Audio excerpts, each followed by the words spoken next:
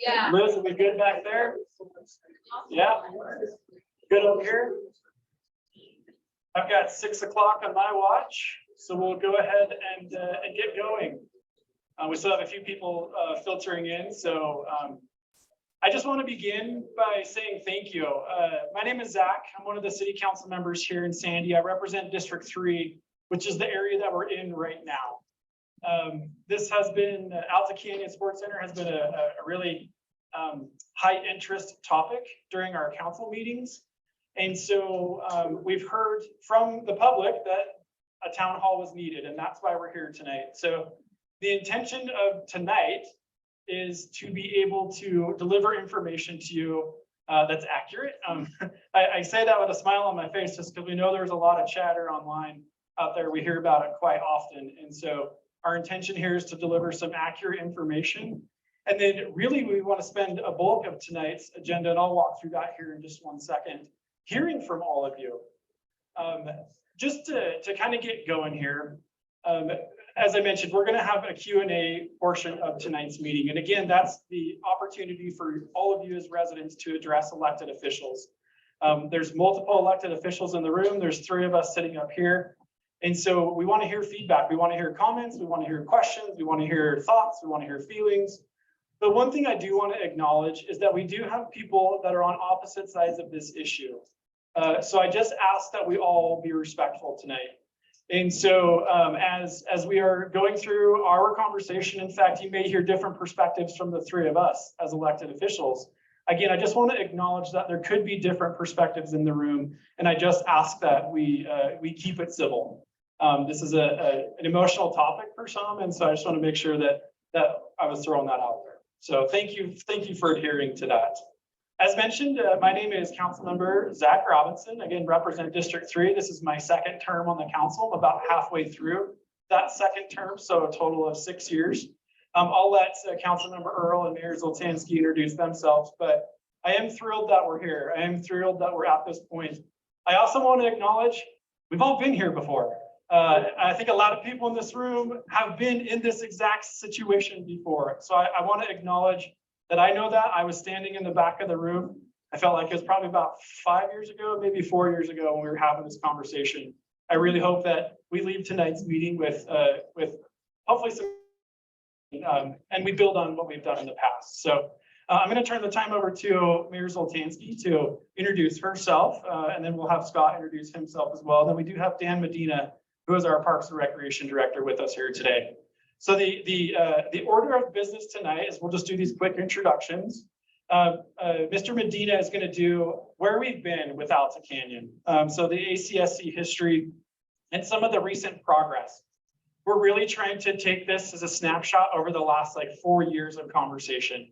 We could go all the way back to 1985 if we wanted. I don't want to do that tonight. I'd rather kind of stick to the more relevant talking points and from the last few years moving forward. So I'll give an overview of kind of where we've been, where we're pointed right now as a council, and then we'll open it up to the 3 of us, Mayor Zoltansky, Mr. Earl, myself, just to offer a few thoughts on some of the direction we'd like to see the center here going. So, and then from that, we'll do a Q&A period, of which we'll have a microphone that we can circulate through the room. We have about 100 people watching online, plus there's a good group here in the room tonight. Thank you all for taking time out on a Monday. I'm sorry if you wanted to do a class tonight and I booted you out of this, so that's my bad. I'll take all that feedback after the meeting. So, and then we'll do the Q&A period. We do have a hard stop at 8 o'clock. So we scheduled this from 6 p.m. to 8 p.m. So I'd like to have a hard stop at 8. If we do not get to everybody's questions, there at the end of the meeting, we'll put up a QR code where you can provide feedback to us as elected officials and city officials, as well as ask questions, and somebody will get in contact with you. So that'll be kind of the flow for the next couple hours. I do appreciate everybody being here, and I'll turn the time to Mayor Zoltansky. Thank you, Councilman Robinson. Thank you all for being here. I'm just gonna pop up front here. I want to thank you so much for being here. Just show of hands, how many people here are Alta Canyon members? All right, very well represented. Well, then you know what I know, that in this room, there's been a lot of blood, sweat, and tears shed. Usually Saturday morning when I'm in Zumba, I get the blood, the sweat, and the tears. And we all love Alta Canyon. It's a great community center. And gosh, for decades, the city's been grappling with what's the future of Alta Canyon? What are we going to do? How are we going to reinvest? And what you have before you tonight is city council, administration that are committed to taking this issue and finally making some decisions on the future of the center. Is it a community center that is a charming but outdated community center? Or is it a future central heart of our city's recreation, new recreation center, a modern center built for the future of our city? So those are questions that the city council, and I have to give a lot of credit to Councilman Robinson. He has really championed the issue of tackling bit by bit, bite by bite, the decisions for Alta Canyon. So where we are right now, I know what's on your mind is, as elected officials, you probably all want a survey of how much your elected officials want to spend on Alta Canyon. As your mayor, I want to say, I am committed to, I am supportive of what the council has decided to do, a remodel, a rebuild of Alta Canyon. But what we haven't decided yet is how it's going to be funded. And so there is a range of opinions, and you're going to hear about that tonight. So I just want to say the future of Alta Canyon is strong because of you and me, the members who love Alta Canyon and want to see good things happen here. But the question of how to fund it, that's to be determined. And so when I see the participation here tonight online at our city council meetings when Alta Canyon is discussed, I know that we're going to reach these decisions productively together. It's not enough to say we want to rebuild Alta Canyon. We need to know where that money's coming from. And then we want to have a sustainable plan so that we can afford to operate a successful rec center that is paying its way. We all say we want government to run as a business. That's what we want, as a future rec center that pays its way. So we're going to hear tonight about the unique character of how Alta Canyon is funded, the tax district, and the city's support, not just the tax district, but all of us as Sandy residents, how we support the operation of Alta Canyon. You're going to hear details about the history and where we are today and going forward. So again, thank you all for being here, and I really look forward to the great discussion that we're about to have tonight. Thank you, Mayor. I was asked by council staff that if you have an open seat next to you, if you don't mind compressing, because we have a lot of people in the back there. So if anybody in the back wants to come find a seat, there's a few up front here. There's 2 up front. So we just wanted to throw that out there as well. Mr. Earl, do you want to introduce yourself?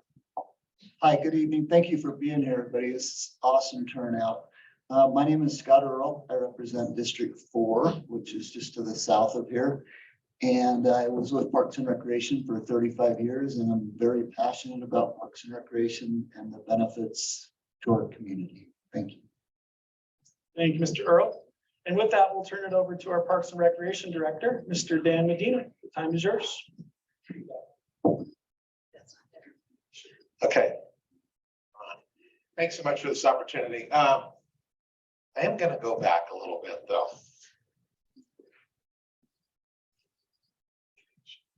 There we go. This is what Alta Canyon looked like in 1988. The reason I'm going back a bit is just to kind of give you a history, because people ask, why is Alta Canyon a rec district? So in 1979, the city put out a bond to build some recreation facilities. That bond failed in 1979. So then they took a look at the bond, what areas of the city wanted to see the recreation facilities built, what areas of the city were not in support of it. Well, it turns out this area here east of 13th was in strong support of it. So then what happened is in 1981, the council decided to form the Alta Canyon Recreation District, which is allowed to collect a tax. And then they went out and bonded for this recreation facility that we're in today, along with 4 parks. Those parks are Alta Canyon Park, Falcon Park, Bullet Creek Park, and Buttercup Park. So those parks were all built with the original bond in here. So if you look at the city and you look at the distribution of parks in the city, you'll see the Alta Canyon Rec District has quite a few parks compared to the other parts of the city. And that's because of the passion that they had to fund this bond and to fund these facilities back then. So that's how the district was formed. That's why it's there. That's why it's on your taxes. You know, I don't know how many of you have moved in since 1981. I'm sure a lot of you have, as you can tell, because there wasn't a lot of homes around there at the time. So that's part of what happened there.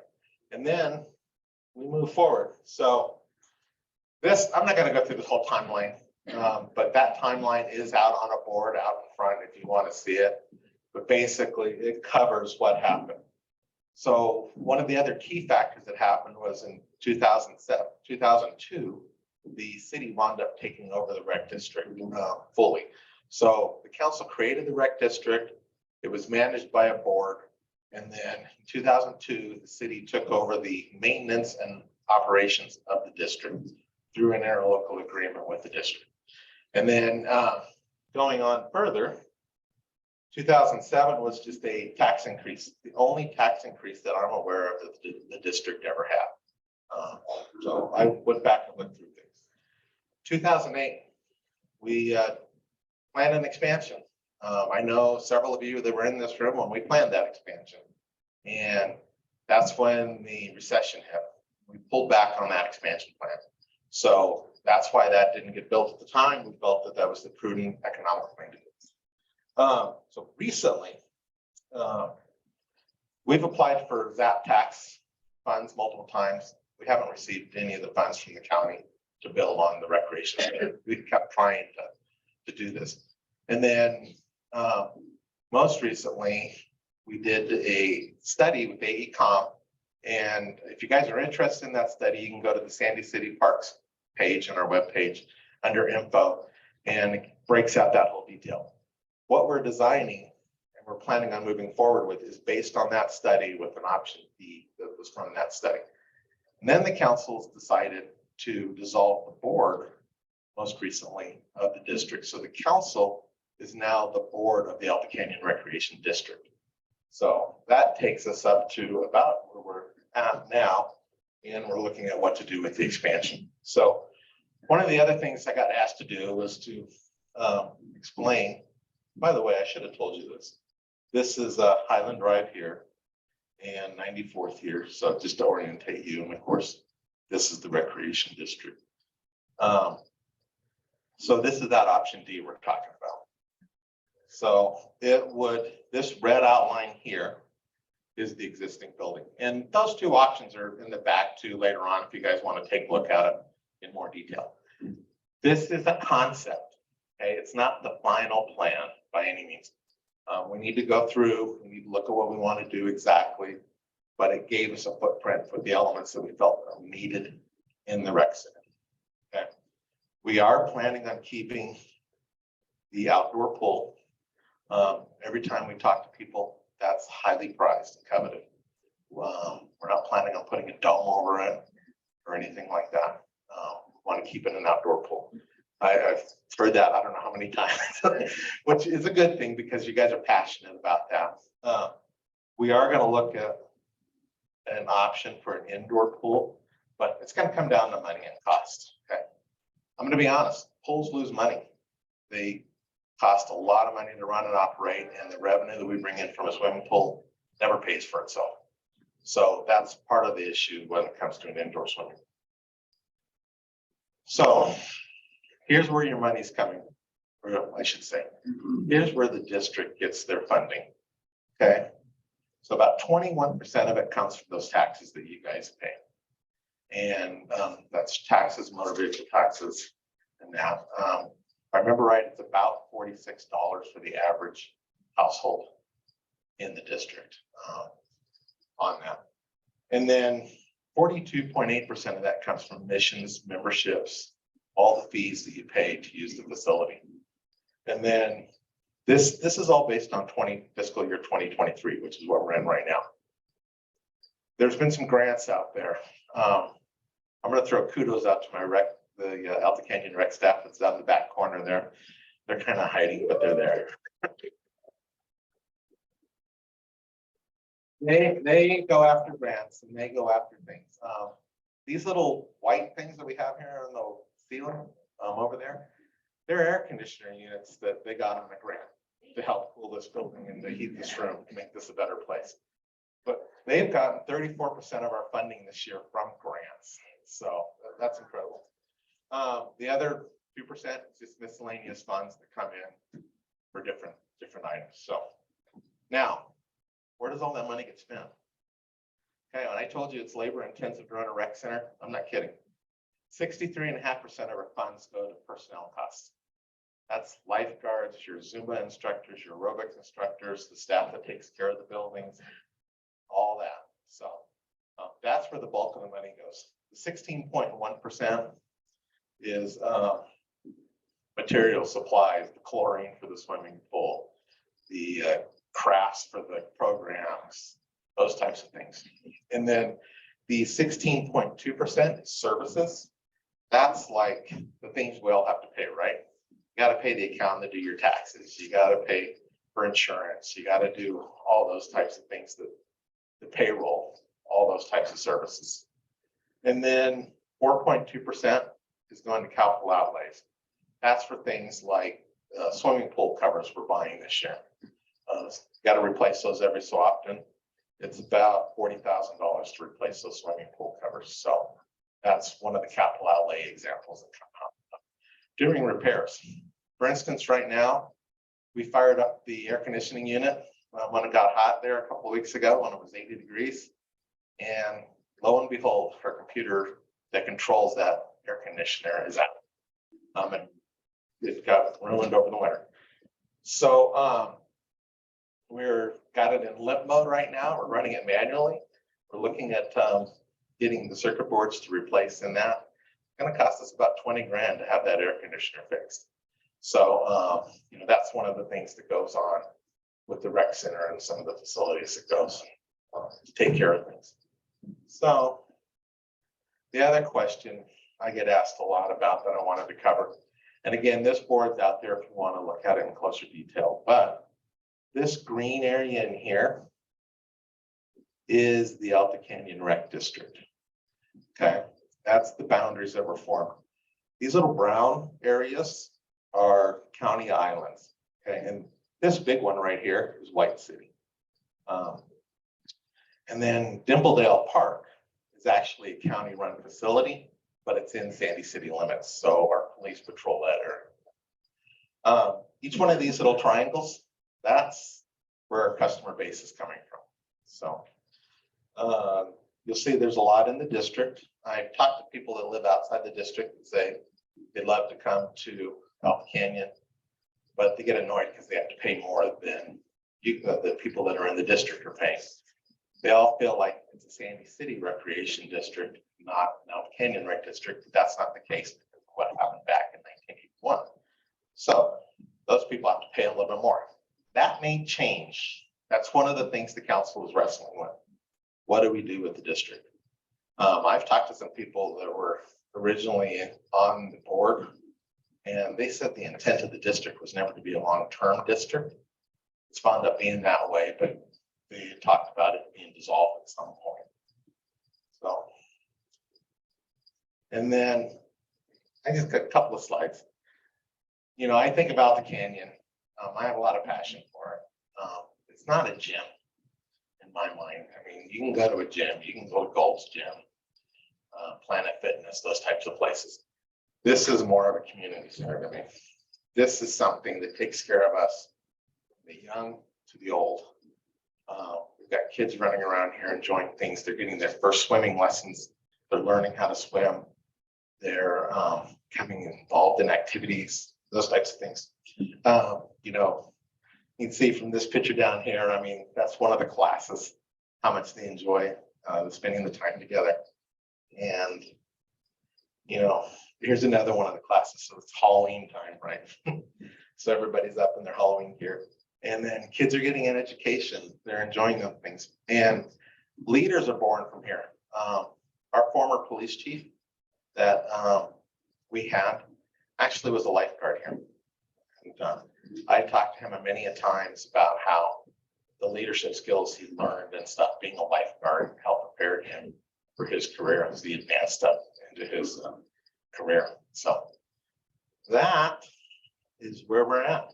So things have changed a lot since this place opened in 1984, and here's where we are today. So. Thank you so much, Dan. I do appreciate that. It's important to get that historical context. Just to review a couple of things that have been mentioned here regarding the center and kind of some of the actions that the council has taken over the last, I'm going to go back to 2021. Again, we've all been in this room having this conversation before. This has been a part of my entire 6 years on the council. This has been part of that conversation. So Alta Canyon is not a new conversation. But since 2021, we've made some pretty significant strides in the center, trying to get a little bit clearer direction. Some of those were mentioned here, but I did want to reiterate just a few. So in 2021, we contracted with a company called AECOM. They did a feasibility study for the center.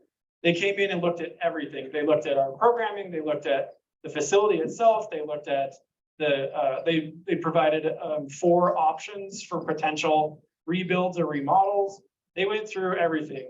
So the city at the time felt it was important, an important use of taxpayer dollars to get a good idea of what the impact the center has in our community. So they looked at projected membership numbers moving forward. They looked at revenue increases from those different projections. They looked at a lot of different things. The council has taken that information and we've kind of started to build on it.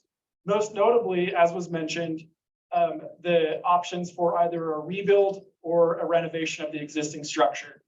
In 2023, just a few months ago, I believe it was January, if I remember correctly, the council opted to do a full rebuild of the building. With that, we did we capped the project at $40 million. That's an important concept. We have a lot of capital projects in the city. We have a lot of aging infrastructure. It's been mentioned. The fire station has recently done an event like this where residents got to come and hear about some of the work that the city's been doing on the fire station. Our public works facilities need help. There's public utility infrastructure, water infrastructure that needs some renovation as well. And so there's a lot of capital projects in the city. The council opted to put a cap on this specific project at $40 million. That's a lot. Just to be right up front, that's a lot of money. But it was important for us to be able to take into account some of the big picture items, look at all of the capital infrastructure needs that we had, and then try to allocate taxpayer dollars to each one of those. As was mentioned by Dan, the council did disband the board here of the center. And I'll say in front of everybody in this room, I was the one that did that. And the reason was we wanted to remove that extra layer of government. And so the council felt it was best at the time to act as the board. So the special service district didn't go away, just the governing body did. So it was not a hostile takeover, I hope, but it was one that was welcomed by board members. And if I'm wrong there, you can kick me after. So, but that way the council has direct oversight on the center. So we kind of removed one layer of government and we have some direct oversight from the council. That's important too, because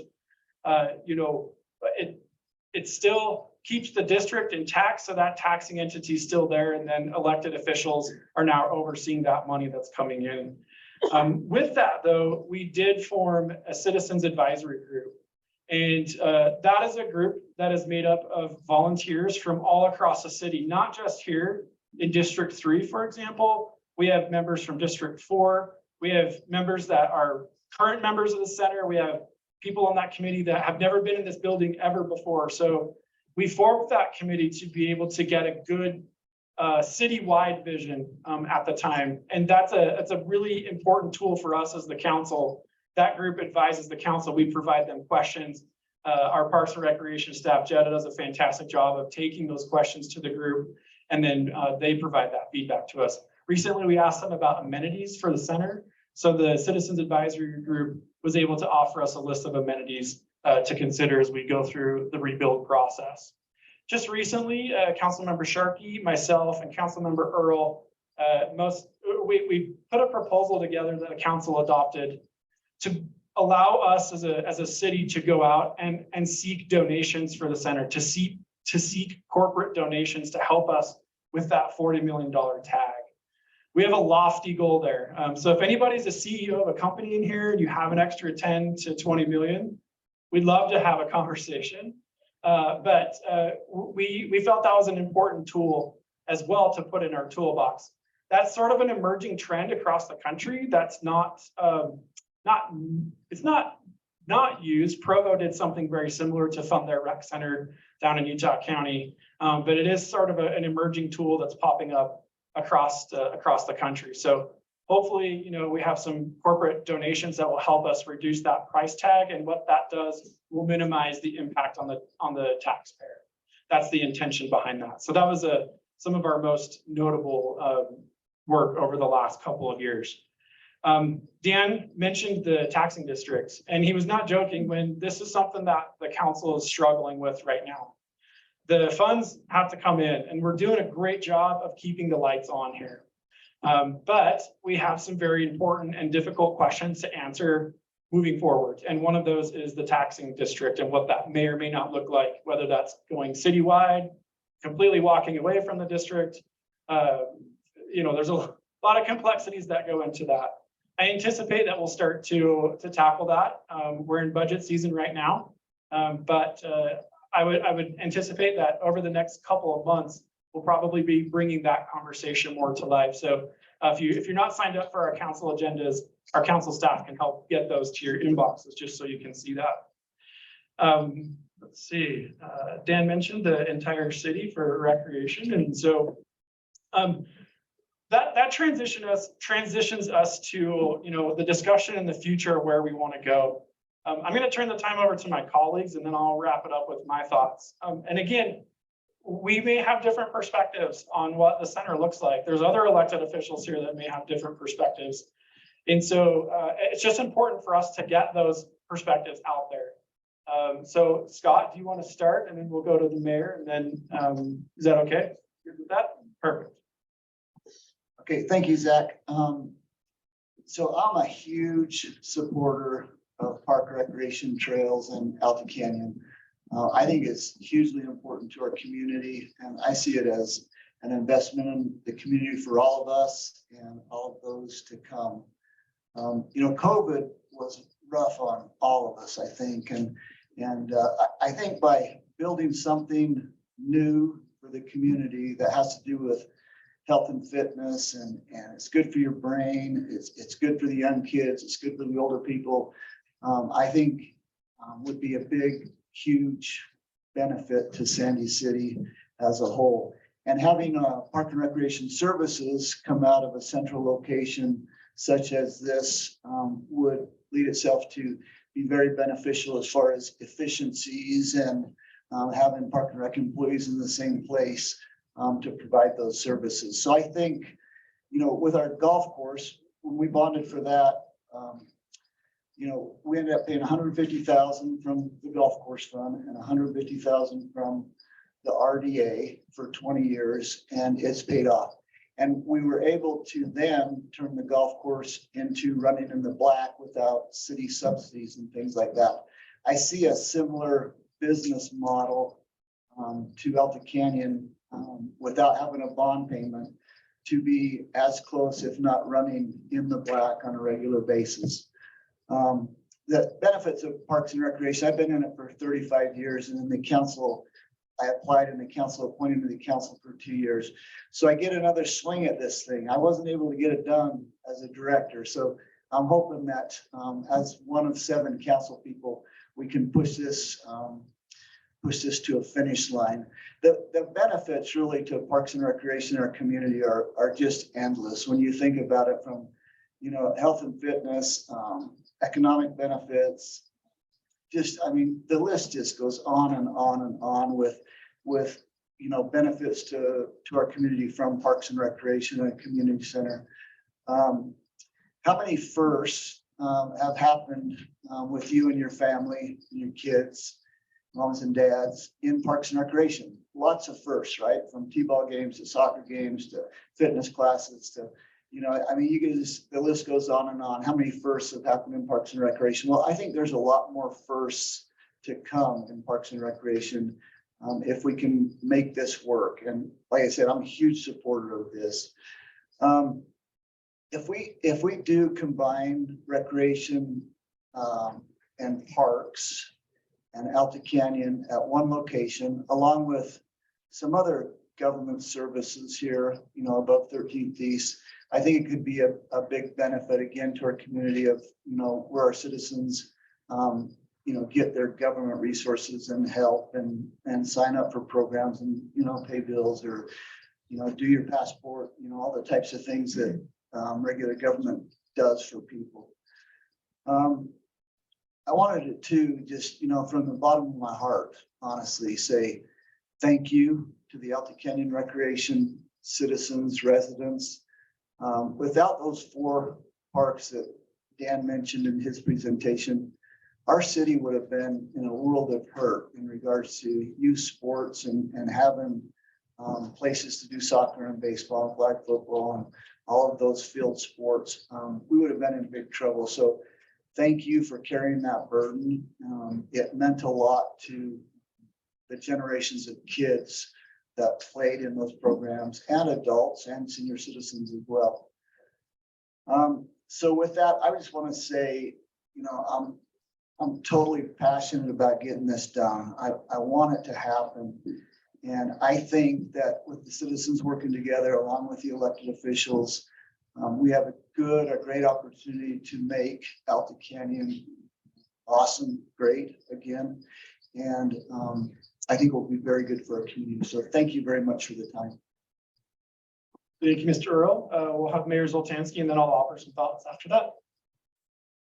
Thanks. So every mayor has a numbers guy, and I brought my numbers guy with me tonight. That's Shane Pace in the back of the room. Shane, I just invite you to come on up. So just going to address a few things. 100%, I think everybody agrees that recreation, sports, the value of community building, what happens here is so important, and it's important that that continues. You know, every survey that we put out about quality of life in Sandy, it rates our parks, our recreation, our healthy lifestyle that we have in the city as one of the key factors is why people move here, why they bring their businesses here, why they want to hire employees who live in Sandy. And so we certainly know and appreciate the value. It's money well spent, it's worth investing. Now, that said, $40 million is a big ticket item. It's bigger than any capital project that our city has tackled in the past. So what does 40 million really mean? And what does it mean in light of our other financial responsibilities as a city? So that's what I want to talk to you a little bit about, just so that you kind of have an understanding. If we were to fund Alta Canyon and put it out to every man, woman, and child in the tax district, just the tax district, what would that cost? If we were to fund Alta Canyon to 40 million, or let's be consistent. 20 million is what the council has said would fund, that the city would fund, and 20 million is from private sponsorship and corporate agreements. Okay, so what would $20 million do to the existing tax district? And what would $20 million do to your tax bill across the city? So we've got those numbers for you tonight. And this is Shane Pace, our city chief administrative officer. Thank you, Mayor. So just some numbers here. A $20 million bond over 25 years would be a 1.3 million annual debt service payment that would need to be made. That would equal to $2.90 per month property tax rate increase citywide if it was on a citywide basis, or 10.65% property tax increase for citizens citywide. If that was done within the district only, it would be an $11.33 per month property tax increase for Alta Canyon District residents only, which would be a $345 increase on the district rate. And then I believe this is based on an average home cost of $628,000. The current amount at an average home in the district pays $39.38 per year, or $3.28 per month. Okay, so that's quite a leap forward, especially if it were just the tax district alone that were to tackle this. So that's why it makes, it's by spreading it out across the city, it spreads the financial burden. And as mayor, I think if we do build the rec center of the future, that's the path forward, is to put it out across the city, but make it a dynamic center that has value, that has buy-in, okay, buy-in from stakeholders all across the city. It's not sustainable, but the $40 million facility that only 2,500 members support. It has to be a citywide attraction. So that's the design element, that design D that the council's signaled that's the preference is a rebuild. So if you're gonna go big and make it worthwhile across the city. Now, I know most people here are very keen on putting the pedal to the metal on a $40 million rec center. That's great. But in fairness, when I talk to residents here at the rec center about what's the level of investment, and I don't have $20 million sitting there. The council doesn't have $20 million. So we're talking.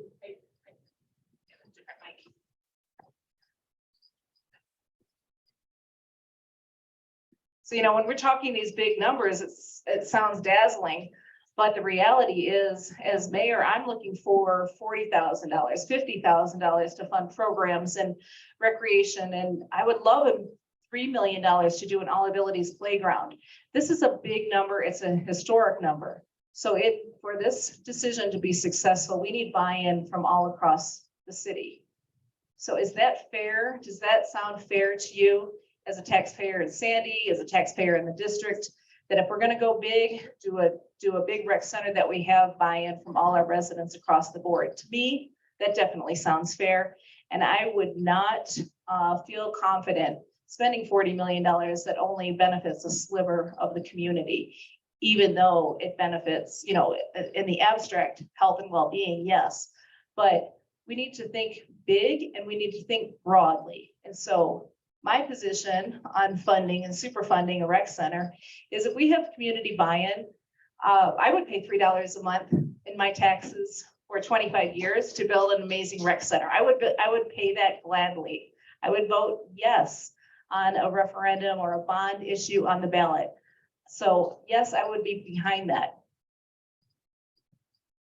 But I want citywide broad support.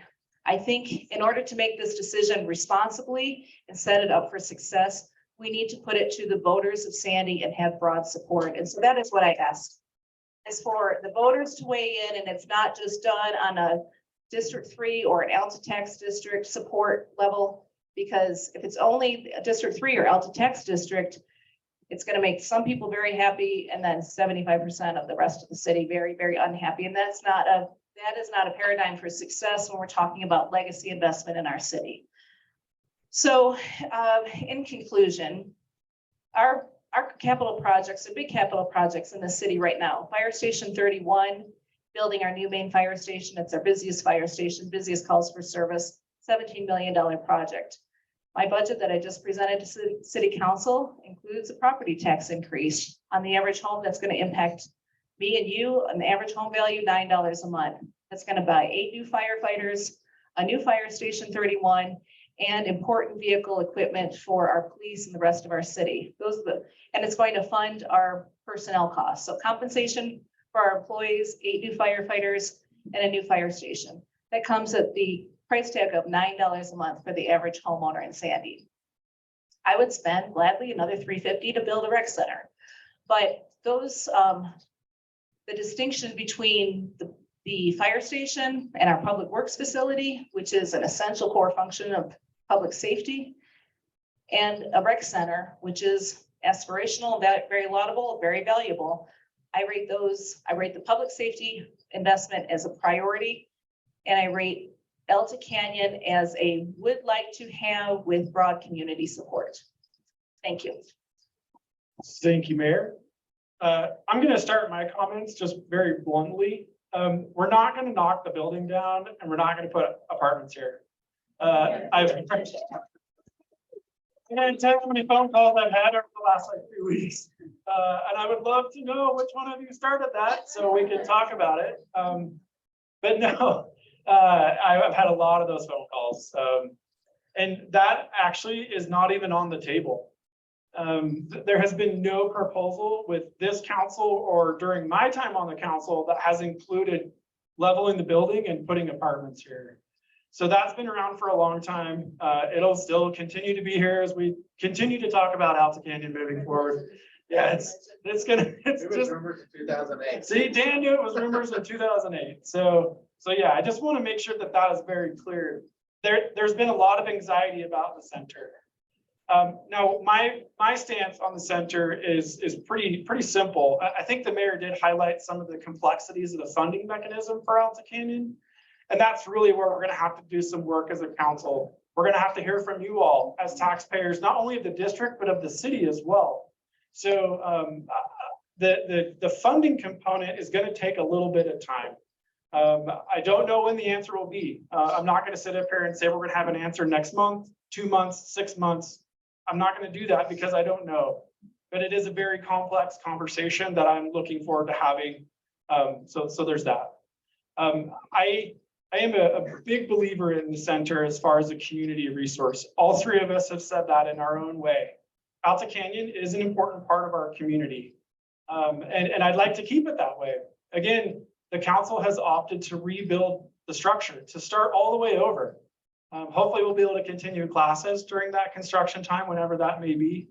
But it is part of a broad conversation. So I just want to kind of level set with everybody that there is some support. There's quite a bit of support on the council. We all are viewing it through our own respective perspectives, but there is some broad support on the council for seeing the center continue to move forward. So that's what I really hope the takeaway message is. Again, being the representative from District 3, if we closed the pool, Dan, I don't think I could go to the grocery store.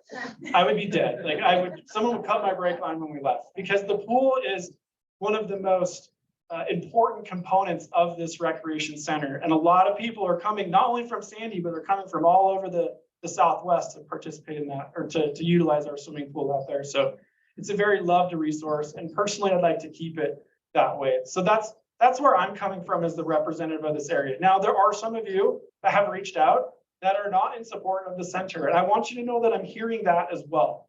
I'm hearing what you're saying.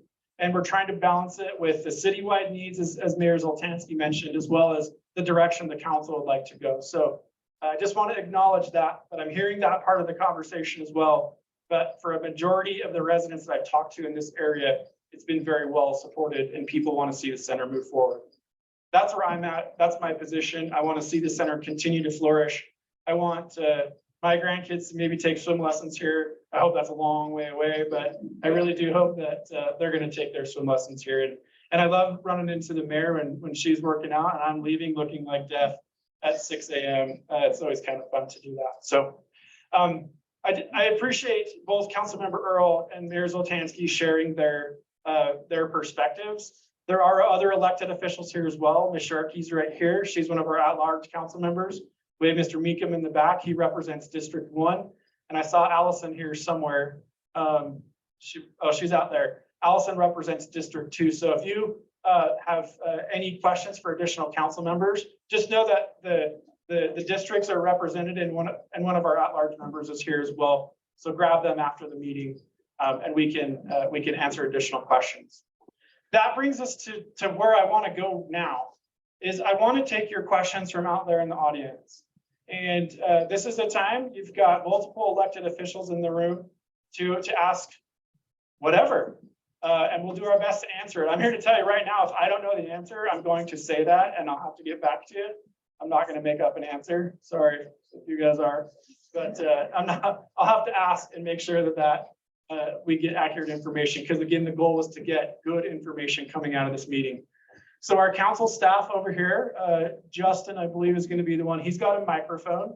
So if you'd like to raise your hand, he'll bring the microphone around. So we'll get that going. I'll call on people here in the audience. We do have, as mentioned, about 100 people participating online. We want to give them the opportunity as well to answer or to ask any questions. So we'll go to our online audience. We have right now, it's 6:45. And so we've got about an hour and 15 minutes to answer questions. So hopefully we can get everything answered. If we cannot, I know a lot of us are probably going to stick around. We'll continue to answer the questions. And then there's going to be a way to digitally ask your question as well. We'll put it on the screen here at the end. So Justin, I'll have you just kind of, if you'd like to raise or ask a question here in the audience, we'll start here in the front and we'll just kind of work our way in the back. We'll go to you next. I saw your hand up. So go ahead. Hi, my name is Mike Finnerty. I live within walking distance of Alta Canyon. My wife and I, Brenda mostly has, she's used this facility for probably 30 years, I would imagine. A couple of questions. The first one is Dan, you showed that slide where it showed the $40 million and then the $20 million that the city is willing to at least try to fund. So on the other $20 million, you're talking about corporate sponsorship. So the question I have for you is there any precedent that has been set for Sandy City where you've actually been able to get a corporate sponsorship at that level in the past? That's a great question, and I'll just answer it straight up. No, this is a new tool for us. This is a new tool for us. This is just a new way of thinking that we can go out and solicit corporate donations to help us lower that cost. So I'm optimistic that we'll be able to raise some funds, but this is a new tool for us in our toolbox. Okay, so if that's the case, do you have some sort of a strategy or a plan, maybe a public-private partnership where we can get some folks in Sandy City that have some influence that could help come up with a strategy that we could try to get some corporate sponsorship? I mean, that's actually a recommendation is that don't just rely, we're not just going to rely on you guys, but for all those who are passionate about this facility, we would be happy to, and I do have a little bit of background in that, would be happy to offer to come in and to offer my services to try to help see if we can find corporate sponsorship or someone who would be willing to put their name on it or whatever it is that makes sense. The other question I have for you is if, and that'll be my last one, if a vote is taken citywide to determine whether or not the population of Sandy, the members of Sandy City want to have this, and it comes back negative, what's the plan B? What's going to be the alternative? Now, I know you don't know that yet, but what I'm saying, the other suggestion that I have is that have an alternative. Okay, if it's not popular citywide, even though it is in the tax district, then let's come up with a plan B so that we don't lose this green space. I used to belong to Canyon Racquet Club. Canyon Racquet Club was by far one of the most beautiful tennis facilities in the country. With the backdrop of the Wasatch Mountains, it was anybody that came in that was doing amateur or pro tennis that came into that facility, they were just thought it was just phenomenal. If you go over to the pool and look back, that backdrop is still there. And so it would behoove us to come up with a plan B if at large, city members don't want it, and come up with another way to keep this green space. So that's my comment. That's a great point. I'll address that last one. For the city to embrace the idea of this level of investment, it would make sense to have enhancements to the park system overall, right? To have a comprehensive parks project, to create a central park, to reinvest. A lot of our little pocket parks and things are way past their prime. This generation's past.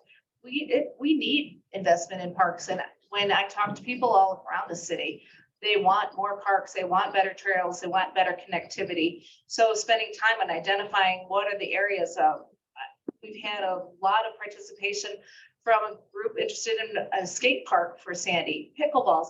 So taking a comprehensive view, that's an option if it were to go to a citywide decision. So as the council moves forward in its own process, as Zach mentioned, is up to the council as the Alta Canyon board. They will be driving a lot of this discussion, but I like your idea of considering all options and considering alternatives too. I think that's very sensible. So thank you. Just to quickly add on to that, while you're going to the woman in gray in the very back. I appreciate that. And it is important to have that backup plan. I'm confident we would have one as that plan were to unfold. And I'm curious if you're, where you're hired. Let's bring you on. So you're just like me. You raise your hand and then you get another job. So no, I appreciate your input. I think having your perspective would be really invaluable. So I'd love to discuss more if possible. So thanks, Justin. Did you get the microphone back there? Excellent. Thank you. Hi, Janet Johnson. I've been a resident since '76 before this was. I've had children that have worked here and grandchildren that play here. My question is this: since this is a district, and if you put it out for vote for all of Sandy City, why is there not going to be, or is there a flat fee of membership for anyone in Sandy City? Second question: is the square footage area too large to bubble? So this is accessible 365 days a year, and to provide for the schools that do not have pools an avenue to practice in. I'll address the bubble part because it is part of the amenities conversation that we've heard from the Citizens Advisory Group, as well as council members feel pretty strongly about that. We don't have a firm decision on what that would look like bubble wise yet. I can tell you that it has been discussed in our public meetings. It's been discussed at council more than one time. And so I think there is some thought there. What it's going to come down to is dollars. Just like everything else with the project, it's going to come down to dollars. It is a little bit pricey to do. So that is something we're going to have to take into consideration. And then do you mind just reiterating your first question really quickly? I think I got it. I just want to make sure that I didn't miss it. Yes, it's the voting for the funding for all of Sandy City and having a one flat fee for everyone to pay to use the facility. I'll address it from my perspective, but I would open it up to my colleagues for their input as well. It would be my vision to do that. So if it does go to a citywide facility, every resident in the city pays just as much as I do as a member of the taxing district. To me, I think that's fair, especially if the burden is going to be shifted out to all of our 99,000 residents that we have here. So that's my perspective. I can't say that would be the plan moving forward with 100% confidence because we haven't got there yet, but that's what I would advocate for. Anything to add, Scott? I would just tend to agree with Zach. That's how our pricing structure works in the rest of the city is basically resident, non-resident. So are you a resident of the city? If yes, then it's this amount of money. If no, then it's usually additional 30, 35, 40%. So that's typically how it works in our pricing structures. Thank you for the question. Go ahead, Ryan, and then we'll come to somebody on this side. Yeah, one thing to keep in mind is that the rest of the Sandys have been paying into this through general funds. So this facility has received a general fund subsidy for many years. So that would say that the rest residents of Sandy have paid for this. That's fair. And thank you for that clarification. And let's remember, Sandy has 2 rec centers. We're very fortunate. We have Alta Canyon, and we also have Dimple Rec that has the indoor pool. So that's why there hasn't been so much pressure or momentum to cover the pool. As Dan mentioned, pools are extremely expensive to build and operate. We are really at the top tier of services, rec services of any comparison city. That we have an outdoor at Alta Canyon and an indoor at Dimple. Yeah, right here, Justin, thanks. And then we'll come one over on this side, the gentleman right here in the gray. Bruce Blanchard, I live in District 3, Special Taxing District. I just have a statement. When I called Salt Lake County and asked them how much of our Sandy taxpayer dollars that goes to Salt Lake County is used to subsidize Dimple Rec Center, they had no idea. But I'm an accountant and I endeavor to try and figure that out. It's about $500,000 a year that we're paying to Salt Lake County to subsidize Dimple Dale Rec Center. Just think about that. Thank you, Mr. Blanchard. We'll go to the gentleman here in the gray. And then I saw somebody with their hand in the very back. It looks like a blue and purple shirt, Justin. Yep, right there going like that. Should be a- Is there any way to tap into the gondola funds to support? Well, we'll see if we can borrow some of that check. I'll have to get back to you on that. How about that? I'm gonna do my best to skirt out of that answer as fast as possible. Yeah, back there, I see all I see is a blue and purple shirt. I can't see whose it is. Oh, thank you. Hi, sir. My name is Carrie Spearoff. My wife and I have lived here since I can email. Oh, thanks. Thanks for saying. As you break down the facility and the cost, it seems like there is part of this building plan that would be used solely by Sandy City Parks. And would that not be a cost that would be allocatable across the city? And then there's another portion of this building plan that seems to focus only on the recreation center itself. And then a third question is, would you just say again what the costs would be if only the people in the tax district funded this? That's all I have. $10 is a change. There we got it here. We got it right here. We got it right here. A $20 million bond over 25 years would cause an $11.33% property tax rate increase for the Alta Canyon district if only the district funded the rec center. It would create a $2.90 per month property tax increase if it were a citywide funded and the tax district were disbanded. Thank you, Mayor. So yeah, that was very observant about the Park and Rec Department being located at this facility. So, just really rough numbers, it hasn't been studied, but our Park and Rec facility existing, has some problems with, old building problems, earthquake problems, asbestos problems, things like that. We need to get our employees out of that building. So we're anticipating it'll probably be, 10 to 15 million for a Park and Rec building. And then you have the 40 million for build it as one building. And that's why I mentioned some efficiencies based on, both business efficiencies and providing service to our residents from a park and recreation type hub here, as well as a community center. When we bid it in 2009, we bid the facility and we had that concept in mind. And at that point, it was like $4 million to add park and rec offices to Alta Canyon. And the other 6 million was going to go to the building. Obviously, costs have gone way up since then. So those numbers probably aren't good, but that was a good point. It would be probably $10 million to build a park facility. I'm not sure. AECom also did a study on the Parks and Recreation building in historic Sandy, and it is $17 million to reconstruct that building. Let's see, we went this side, so we'll go to the woman right here in the white sweatshirt with the sunglasses on. Sorry, I don't know everybody's names, or else I'd call you by your name, so I apologize. Okay, can we just clarify some of the financial aspect? You were telling us the little green triangles or that green zone was what's currently paying into Alta Canyon Rec.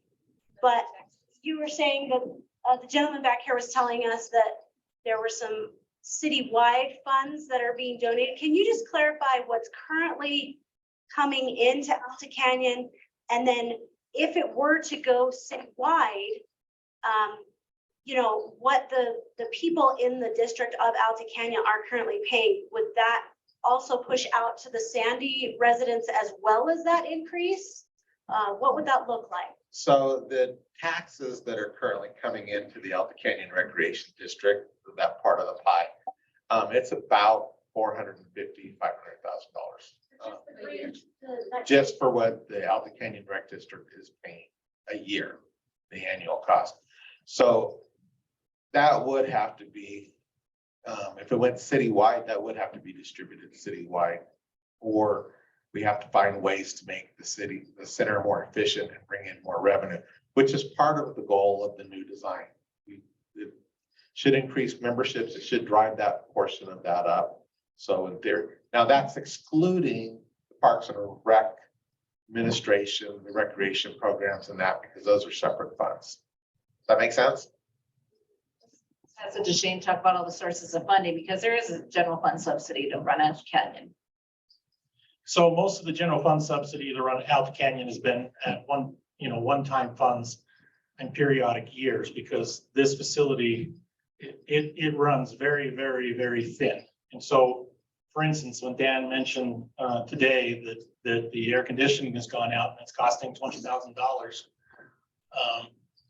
events like that happen and the city just has to do something. And so they'll pull money from the general fund to pay for that, to keep the operation going. And so a few years ago, there was a chunk that went in from the general fund. And so it hasn't been an ongoing one every single year. Where it's ongoing every single year is that the district did something very smart when they built those 4 parks. They turned them over to the city. And so the city has been maintaining those parks for the whole time that they've been in place, and that so that didn't have to come out of that the money that was being drawn from the residents for that. So that's been the big issue of Alta Canyon for a number of years, is that it's a great facility, it gets well used, but it runs on a shoestring.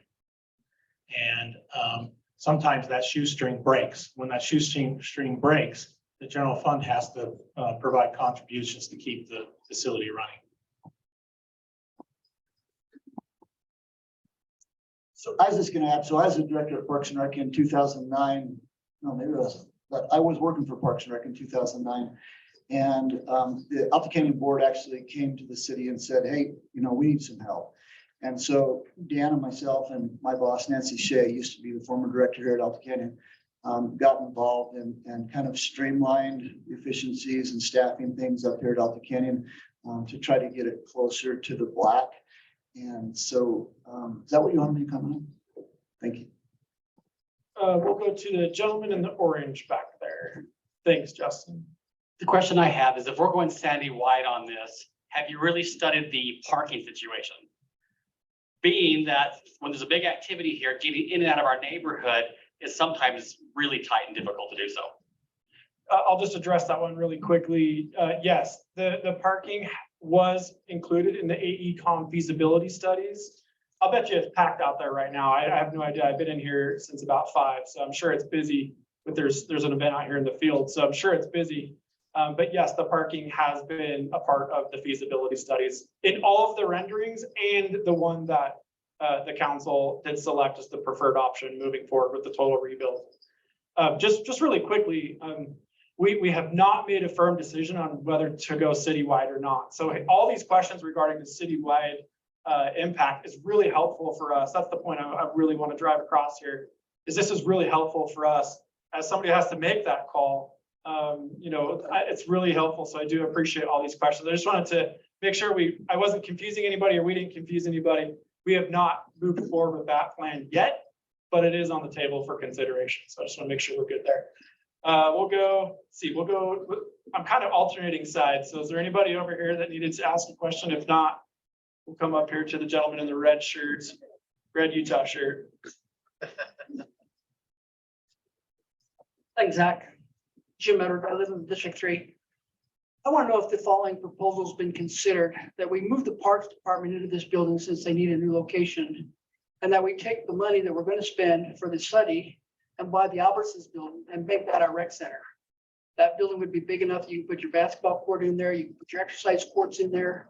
You could put your football court, You can have that at your rec center and save the cost of a new build and also fill up one of the empty buildings in Sandy. So I wanted that being considered being done. And then, you said 62% of the money comes from the commissioners. Sorry, that mic is having Yeah, a it's, Monday. okay. Of the 62%, I would be curious how much of that comes from the childcare that goes on in the building? And how much comes from just summer swimming? Let me address the proposal part first, Jim. With regards to parks and recreation and the administrative offices, yes, that has been considered and that has been discussed in our council meeting. So that is on our radar for sure. That's not something that just came up tonight. That is something that we have been considering as the conversation has moved forward. I'm gonna let Dan answer the second question that you asked. So go ahead, Dan. Finish the first one about building and putting it in an empty building. Oh, that's right. Thank you. So my personal opinion, I would be very hard pressed to move off the center site right here. We have a lot of value here, and I hear what you're saying about utilizing potentially that open space across the street. For me personally, I'm not interested in moving the center. I'd prefer to build on this pad site. Now, that conversation has not had a lot of substantial thought about moving the center. I want that to be clear too. We have not discussed that publicly, actually at all. It hasn't really come up, other than in questions like this.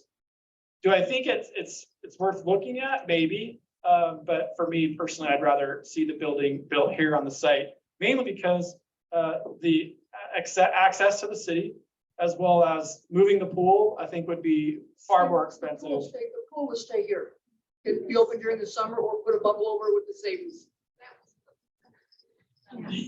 Yeah, that, to answer the question, the proposal has not been discussed, so. So Jim, if I'm following you right, you're referring to the 62% of the personnel cost. Cost that goes into membership that people pay to come here. How much of that is? The revenue portion then? Revenue, yeah, revenue. I don't know the number off the top of my head. I'm more than glad to give it to you separately on that and look at the budget book on that. But I can tell you this, the child care doesn't make a profit. It is paying for itself and helps subsidize the other programs like the swimming pool. And on the idea of the location, this is an issue that I've explored with my administrative staff, is what is the ideal location for the rec center? If we go big citywide, it should have access to the majority of the Sandy population. And so I'm open to exploring locations. Our city population center, the heart of our city currently, is Sagalili at 1300 East, maybe the amphitheater location, if you look at the numbers. But where is the growth happening in our city? It's moving west. Some people in the new Karen's downtown district, they want a rec center right downtown near the mall.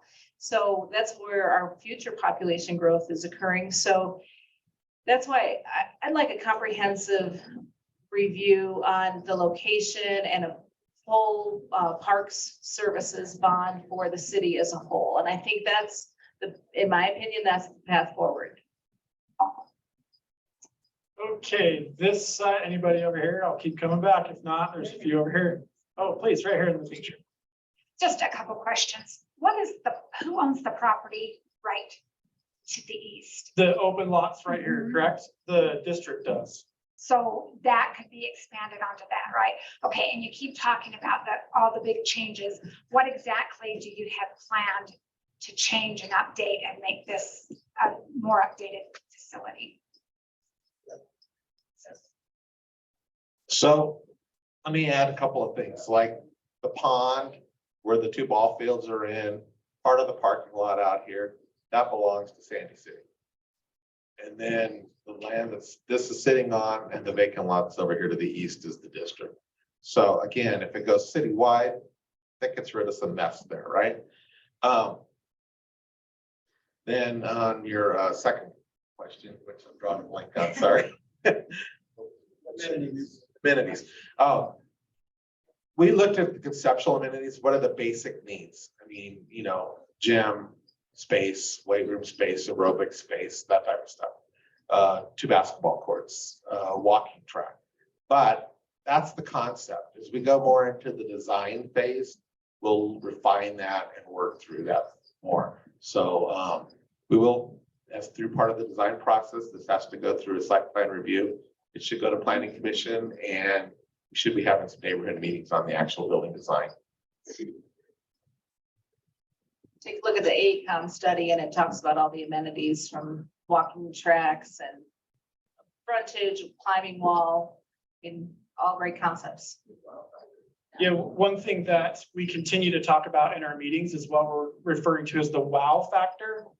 That could be anything from like an indoor wave, like one of those wave simulators where people can surf inside. There's been some other ideas thrown around as it pertains to winter sports.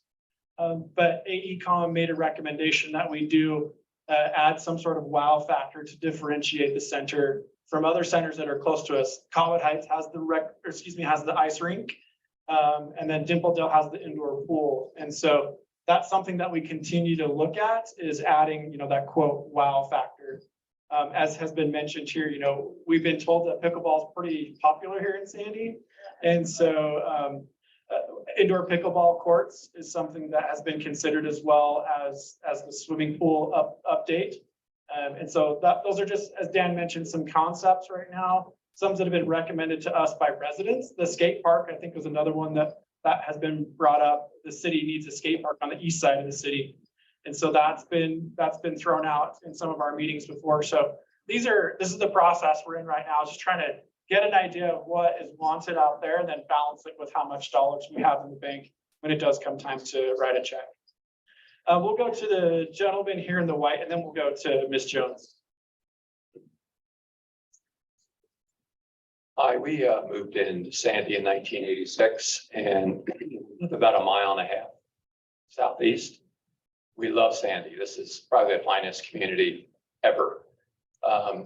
We're not using this facility, and as such, one of those families that subsidizes it. And we chose other facilities within Sandy boundaries. The question is, Kay Burton, a neighbor, he did a deep study on this and came up with decades of losing money. And the facility is not a profitable facility. It doesn't attract enough demand. And then you ask citizens to subsidize it. And it sounds like trying to broaden out the subsidy of the impact on Sandy City. So the first question is, why? There's lots of options. There's lots of other alternatives. And the final point is Sandy citizens have been hit really hard with property tax for the last 3 or 4 years. Huge increase, double what it was. And we're a little bristling of anything that changes things. Plus the cost of living skyrocketing, inflation skyrocketing, everything is just going crazy. So we're happy with where we're at. We're happy that people use this facility. We're probably a silent majority in this room because these are probably people that use this facility, and they should fight for more of it. But just wondered what your opinions were on that. For those of us, there's a lot of us that don't use the facility. Yeah, I'll answer that first. You're right. Not everybody in the city does use this facility. I think it's important to acknowledge that. One area we do get continuously high feedback marks from in all of the surveys that we do across the board, whether it's Y2K analytics on one project or something that the city has commissioned, we get a lot of feedback that does come to us as a council regarding recreational amenities, arts, parks and trails, like the big broad umbrella as recreation. My perspective is I see the center as being part of that big broad umbrella. It's part of our recreation package. It's part of our recreation amenities that we do have here in Sandy City. And so for me, and I've definitely heard your perspective before from multiple residents. And I've heard the opposite too. I've heard people say we want to do everything we can to build a $150 million rec center. So it's hard. I'm trying to find the balance there personally. I'm trying to understand your situation as opposed to another situation for somebody that may use the center. And so I do view the center as part of the recreational package that we do offer our residents here in Sandy. And that is very high marks feedback that we do get recreation wise. So that's how I'm perceiving Alta Canyon right now. And that's my perspective. Would anybody else like to add to that? Well, I think this follow up on Zach, one of the reasons we're talking about maybe spreading costs across the whole city is because it would be a city recreation facility, and then we could spread the costs in all 4 quadrants of the city. But two, I think Alta Canyon is nearly 40 years old, and we have a really super good staff up here that keeps the building programmed and functioning and bringing revenue in. So I think most recreation centers are updated after a certain amount of time, and this one hasn't been. So going to the quadrant people with a $40 million update of Alta Canyon Recreation probably isn't palatable, but if you go to the entire city and the city's committed 20, if we can get 20 from naming rights, that would be the 40 million. We wouldn't have to go to a geo bond. If for some reason that doesn't work the way we have planned, I'm optimistic about it too, but it probably would end up being some type of a geo bond where the citizens could then vote on the future of a recreation park and rec facility.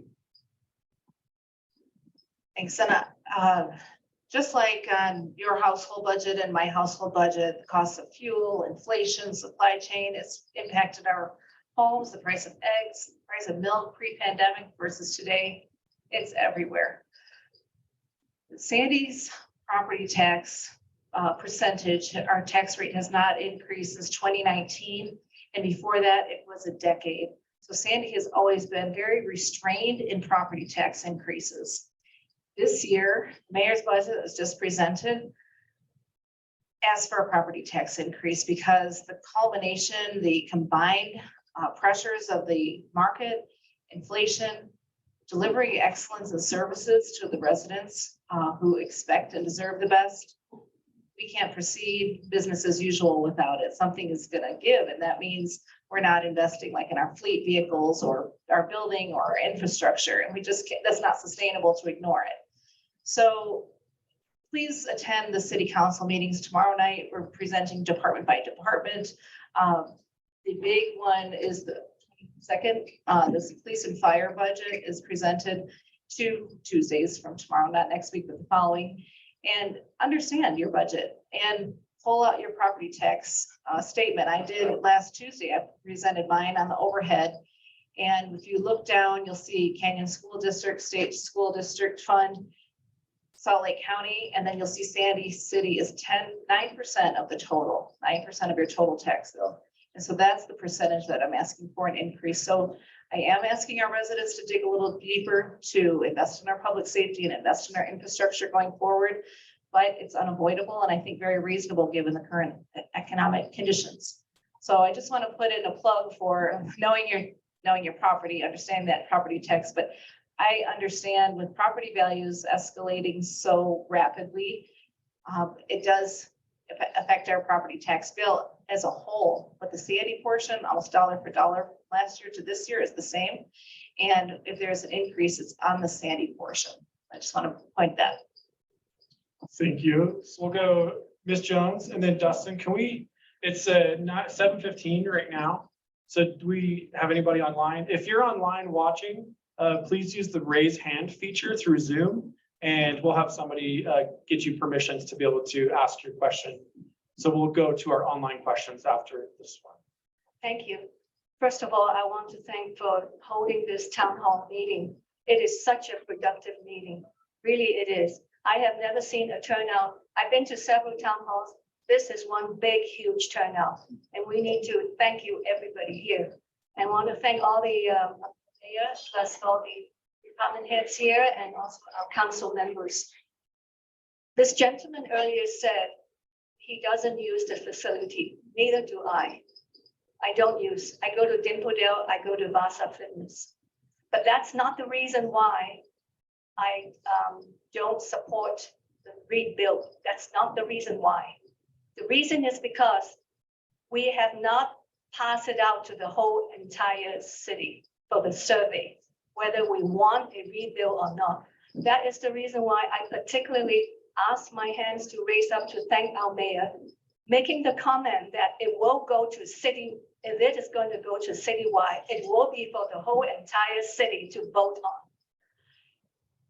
The ACOM analysis that was conducted in 2021, if my calculation is correct, and if their analysis is accurate, 1.9% of Sandy residents use these facilities based on 2021 population of 95,000 something. 1.9% residents use this facility. That is the reason when I saw that, I said, it cannot be. My heart is for the whole entire, not for me, no self-interest, for the entire city. We have fixed income people. This city is, the population is growing older and older. They are on fixed income. The most recent flash vote survey that was conducted on all the important facilities, I mean, the capital project, the fire station, Alta Canyon, and the police, what was that? May I be reminded of this? 3 capital projects. Public Works. Public Works. Alta Canyon was out of the picture. Fire Station 31, we need that to be rebuilt. That's why the analysis came back. All these participants want fire station. We want safety for our city. So what the mayor said about the budget for the fire and the police, that's important. But going back to my point, this 40 million, which is capped by the council, 20 million comes from naming rights, 20 million from however it's going to come out, whether geo bond or whether from the fund, the city fund. That's not going to be 40 million. ACOMS was done in 2021. They projected the design that was selected. I may be wrong on this. It's somewhere between 34 to 37 million. By the time we are already, that was 2021. We are in 2023. Inflation is not going to be 40 million. By the time we even get further down in 24 or 25, what? It's going to be 60, 70 million?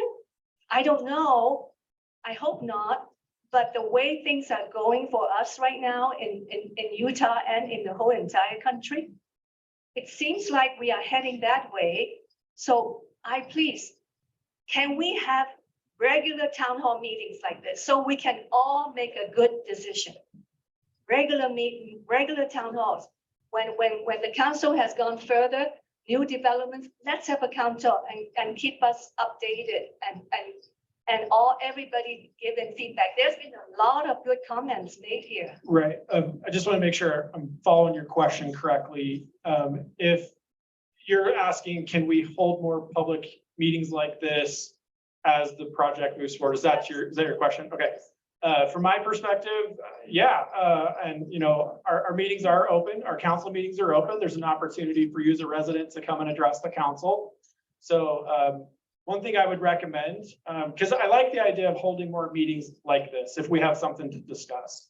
But I think more bang for the buck for all of you as residents is going to have our council agendas sent to your inbox. So then that way you can monitor any Alta Canyon conversation that does come up. I would just recommend that you work with some of our council staff to get those sent to your emails. And then you can come and Ms. Jones comes to our meetings often. Can I just put in a plug here, Councilman? Sure, I do want to get to the online questions. Yes. So in most nights on council meetings, please, this is not to make a statement about myself. I am just about, oftentimes I'm the only member there. Resident there.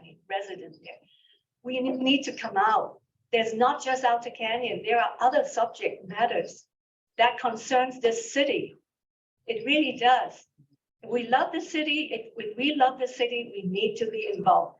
The city council is the closest government to us. It's the closest. that's why I advocate getting those agendas to your inbox. So with that, thank you, Ms. Jones. So we'll go to our online audience now. So please use the raise hand feature. Dustin, our executive director, will call on you. If we have time, we'll come back to council or questions here in the room. And so. Thanks, Zach. Can I throw in a plug real quick? If for some reason you don't get speak tonight. This QR code that's up on the screen, if you scan that, it'll take you to a feedback form. You can also just go to the city council website and leave feedback there as well through this form. So we'll move to some online commenters. The first is Jessica Singer. Jessica, I'm going to go ahead and allow you to speak. Just remember to unmute yourself. Hey everyone, sorry, I'm joining you from my kitchen. Thank you for putting this on. It's awesome to be involved in the community. We would have loved to have come in, but the parking lot's too small. And we heard the room is also really jam-packed and standing room only. So we turned around when we parked over at the bus depot and went home to do it online. So 100% proponent of expanding.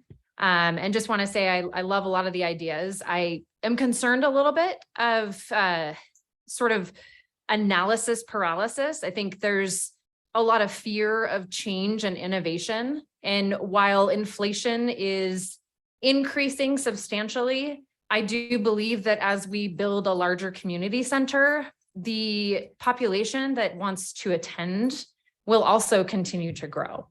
And I think that we have all, essentially evaluated that tonight. And I just wanted to make that quick comment and just say, I love what you're all doing and thank you for putting this together.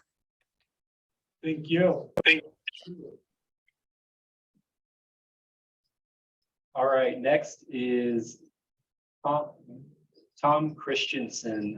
Tom, I'm going to allow you to begin speaking. Please unmute yourself. Can you hear me? Yep, we hear you great. Okay, great. First thing, I get a little antsy when politicians say they're investing because that means they're raising taxes. The only way you can spend money is by raising taxes. And I'm opposed to government competing with private enterprise. I swim at a private gym that I'm very satisfied with. My son was a lifeguard, one of my sons at Alta Canyon, and it was a good experience for him. But the problem with Alta Canyon, it was misdesigned from the get-go. It was designed for racquetball, which was popular at the time. And I don't think it's ever really reached a potential a community center can have. But why you want to compete with private enterprises that pay taxes is beyond me.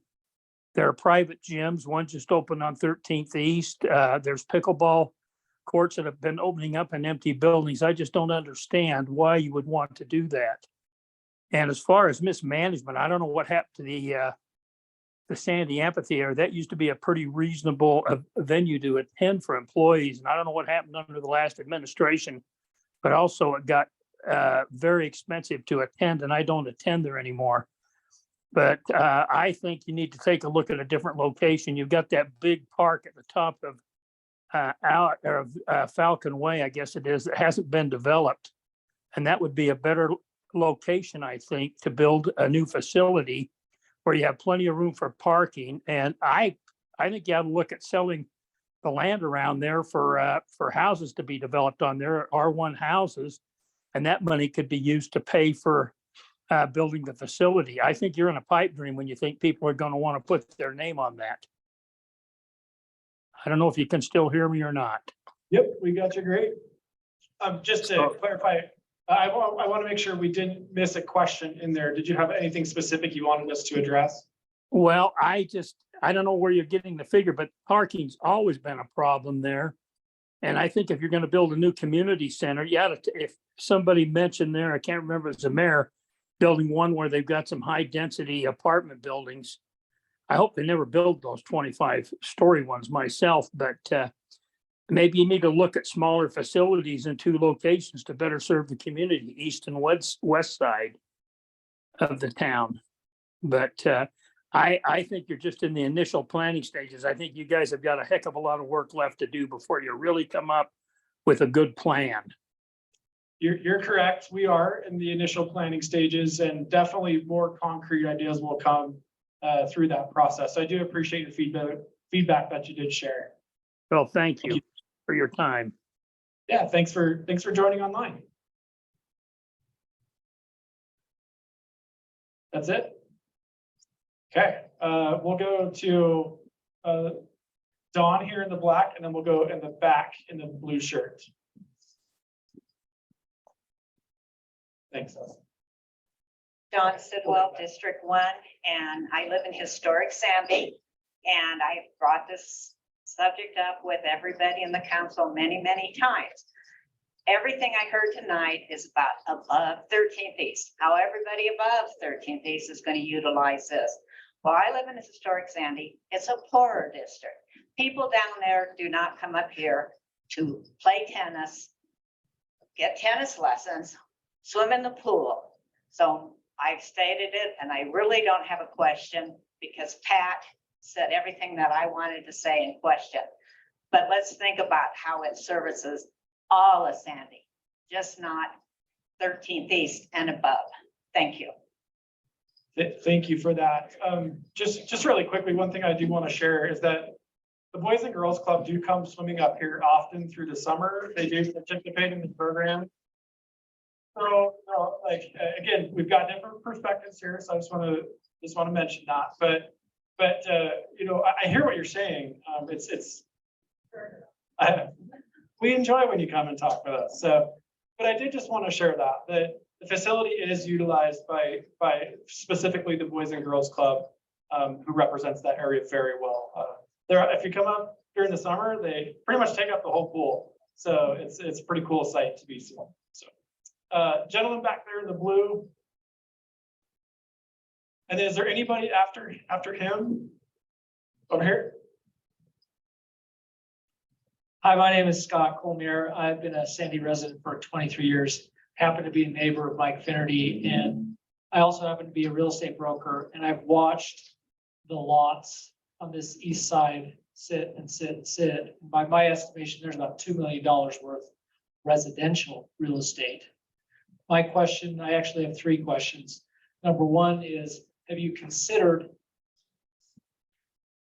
there it is. Have you considered pushing the facility to the east and opening up higher value real estate that would front Highland Drive as a commercial zone property? Number 1 question. Number 2 question is, have you considered, if you push this vote of a $20 million cost to the entire city and it gets voted down, what happens next to the facility?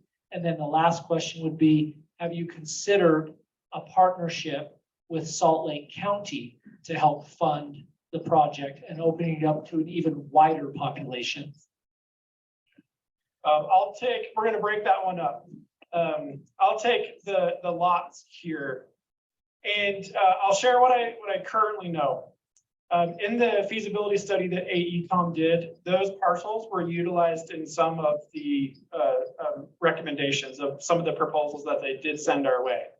Various reasons. One, shifting the center that way. Another option that we did see had some parking over there. That's where additional parking would go for nights like tonight.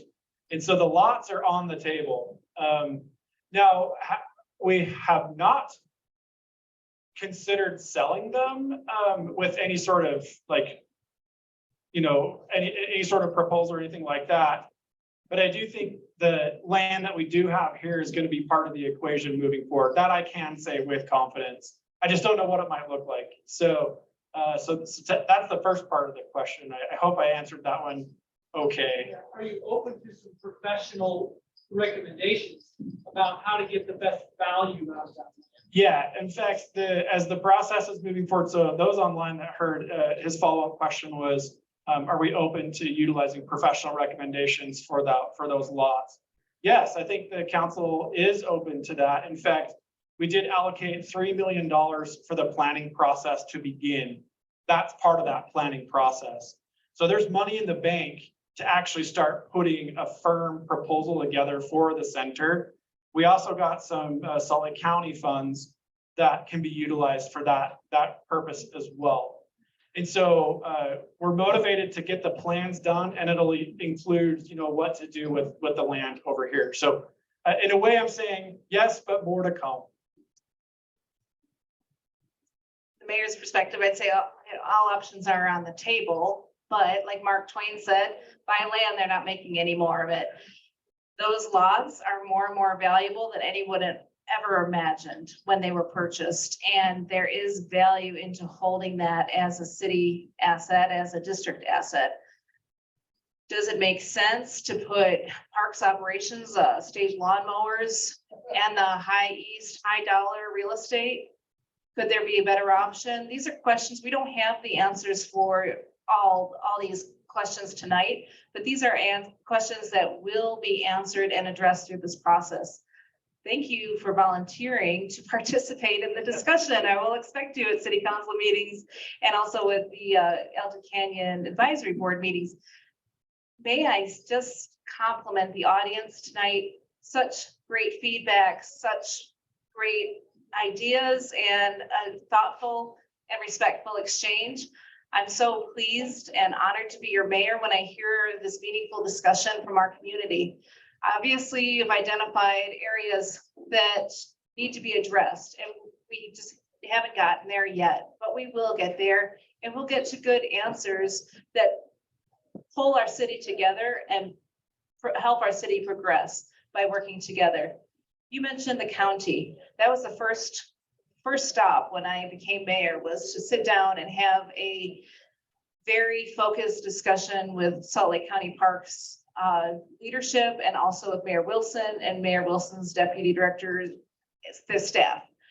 We have had a series of focused conversations. At the beginning, I was hopeful that the county would either partner with us, that we would own the building, they would operate it, or that they would be interested in acquiring it, as they've done with other centers.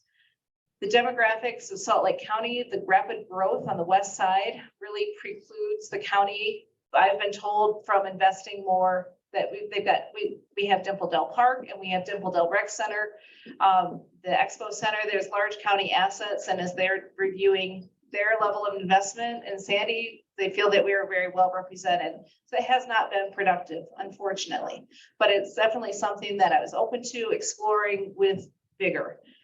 Doesn't look like it's happening.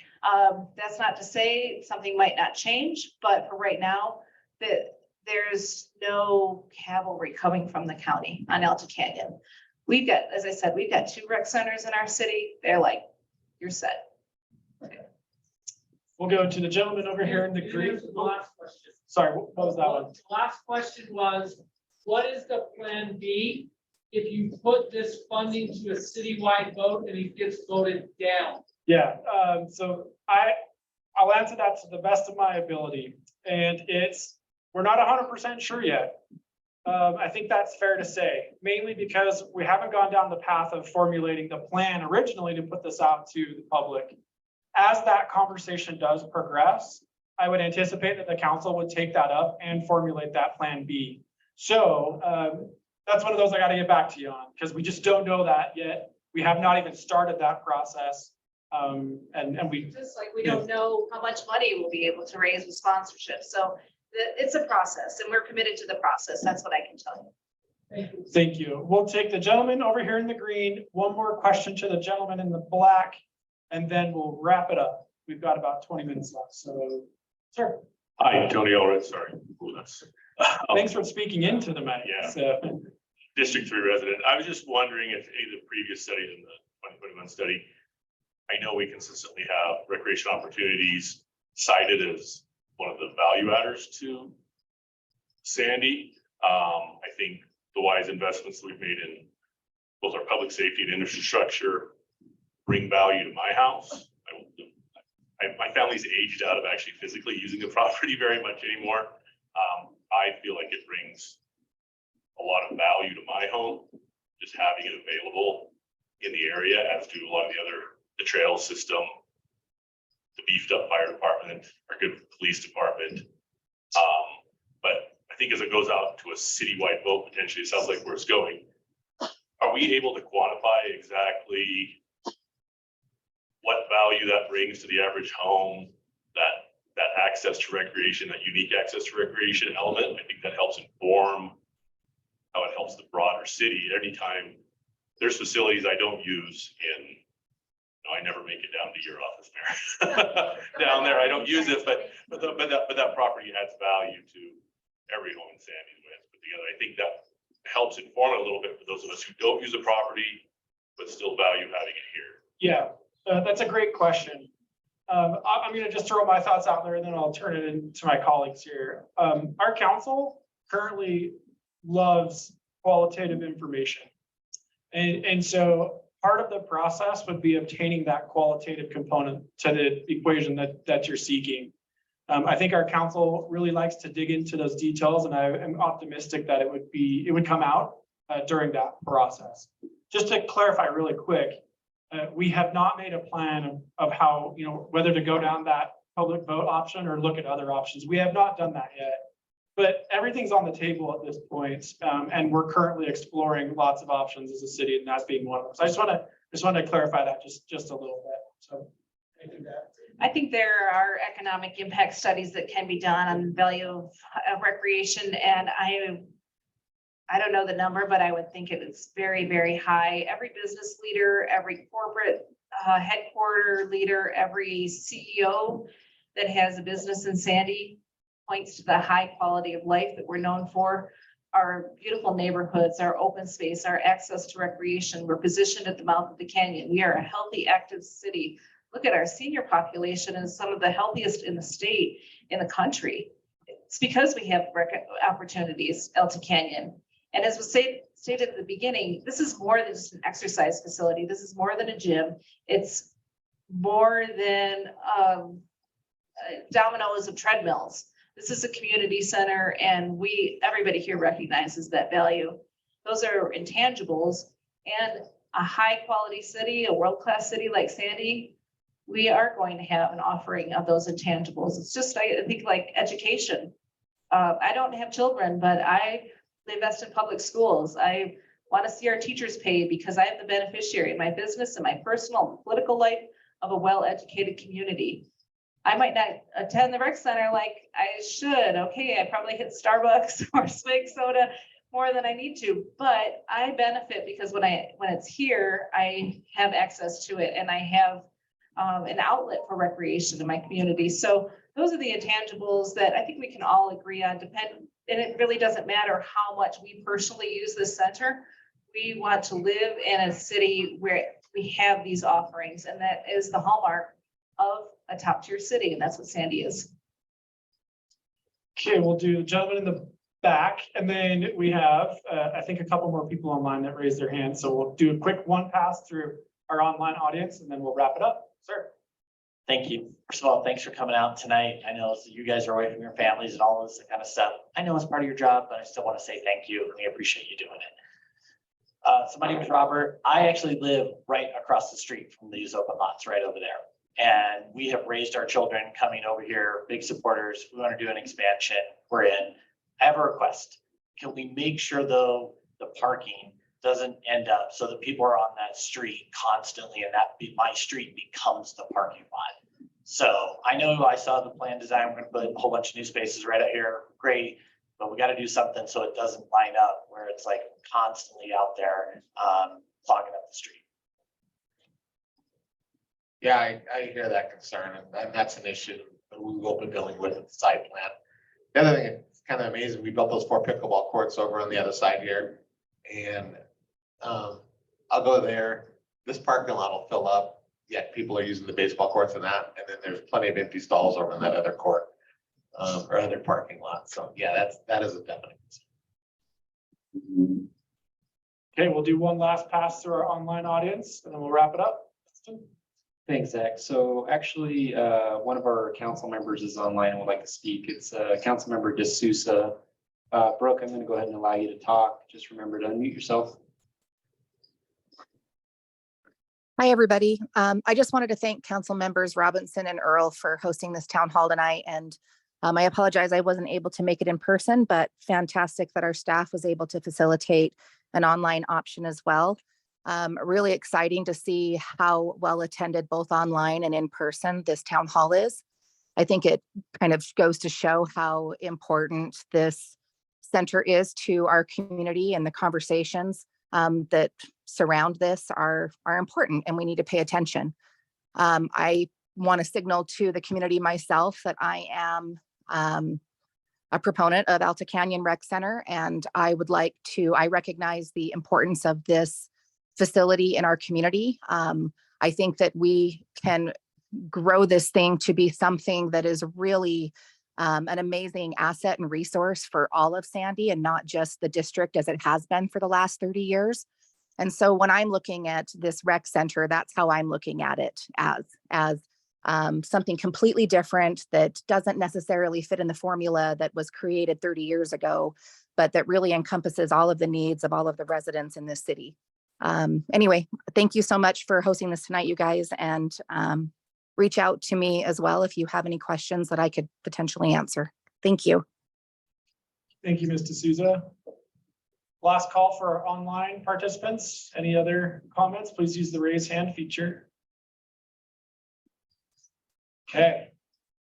So this has been really great. And what are the next steps? Obviously, we've discussed the funding component of this quite heavily. And so I think that's going to be the next hurdle that as a council and as a city, we need to jump over. And so again, I would advocate that you get our agendas to your inboxes. Council staff, they're up here in the front.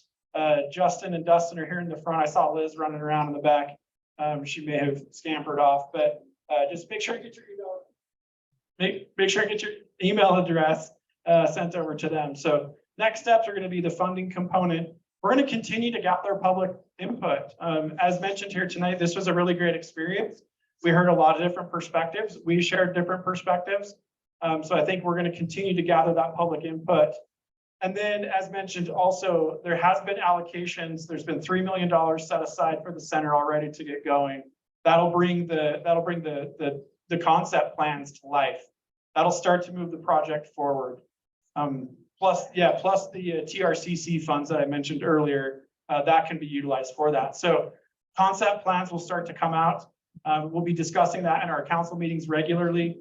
It's my intention to have those concepts here in the center, much like we've got some of the conceptual designs here tonight. They're on the big boards out there.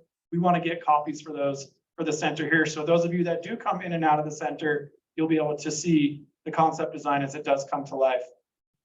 Just really quick to wind down, I just want to say thanks again for everybody coming out. We had a really great attendance here tonight. And I just want to say thanks to everybody that put this together. Not only the four of us that are sitting up here, Councilmember Sharkey's here, Councilmember Houseman walked in the door, Ms. Stroud, Councilmember Stroud, Mr. Meekum's here. All 7 of your council members were here listening tonight, as well as Mayor Zoltansky. There's city staff scattered all over the place here. We've got Alta Canyon Recreation Center staff that's here paying attention. And so I just want to say thanks to everybody that did participate and that did come tonight and was able to help us put this on. If you were here for the class and got kicked out for the class, this is my fault. I would gladly stick around and take that feedback. But that is another thing that I just want to mention. I don't think anybody's going to run away. And so if you have additional comments or questions, I imagine everybody's going to stick around. So please grab us and we'd love to hear your feedback and continued feedback. But thank you so much for participating. There's a QR code on the screen. If you did not get the opportunity to provide your feedback tonight, you can scan that code. You can digitally send us that feedback. You can contact the council office at 801-568-7141. You can provide your feedback to council staff. You can contact all of us. Our city emails, including the mayor's, are on the city website. We just want to hear continued feedback on this. What am I missing, Dustin? Anything? Thank you so much. I'm grateful that you spent your Monday night with us. We're gonna maybe get out of here a few minutes early, but I just, again, appreciate everybody coming out. Thank you so much. Have a good rest of your night.